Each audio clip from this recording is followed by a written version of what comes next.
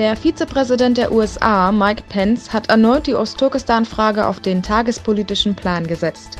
In der Ave-Maria-Universität kritisierte Pence das immer härtere Vorgehen gegen religiöse Minderheiten. Die millionenfache Internierung von Uiguren sei ein heftiges Menschenverbrechen, so Pence.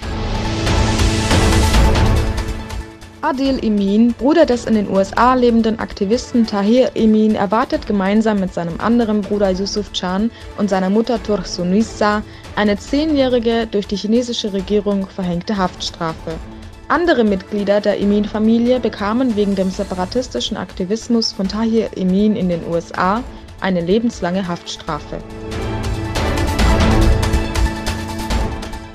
Die chinesische Regierung behauptet weiterhin vehement, dass sie die uigurische Minderheit in Arbeitslagern lediglich ausbilde, obwohl mittlerweile weltweit von den menschenunwürdigen Praktiken in Ostturkestan berichtet wird.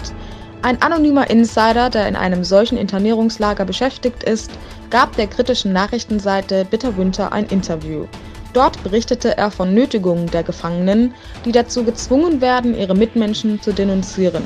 So sollen etwa 2 bis 4 den Gefangenen namentlich bekannte Personen genannt werden, die beispielsweise an Schlägereien teilnahmen, bei Rot über die Ampel liefen, nicht registrierte Messer im Besitz hatten oder spitze Gegenstände bei sich führten.